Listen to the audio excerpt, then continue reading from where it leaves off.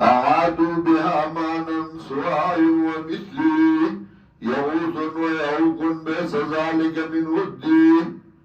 شیخ القرآن اللہ دی برحمتونه ولیږي په سواد کې پخوا زمانه کې د شیخ القرآن تقریرو او وخت داسې و چې سختی و مخالف زیاتو.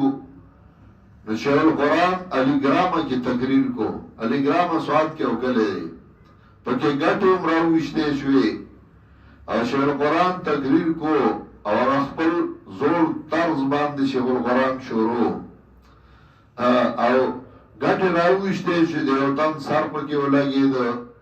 شیخ القرآن دا اشعار شروع کړل: أعادوا بها مانا سواء ومثله أعادوا بها مانا سواء ومثله يغوث ويعوق بئس ذلك من ودي.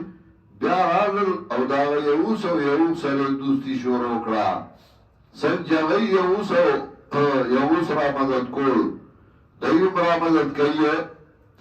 وقد هتفوا عند الشدائد باسمها كما يهتف المستر بالواحد الصمد. او بیا دا غي په نوم را مدد شوی او چې وباسي. سنجاجس پریشان الله را مدد کوي. وكم نهروا في سويها من نحيرة أهلت لغير الله جهلا على عمدي. او بیا دا غي په قبرونو باندې اګدان او بیسان علالی او نظرونه پیش کوي.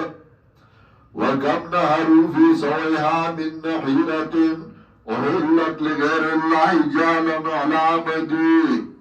وكم طائف عند القبور مقبلة ويلتمس الأركان منهن بالأيدي. او بیا دا غي د قبرونو چاپیره ګرځي خزیخ کلی اغټ کلی.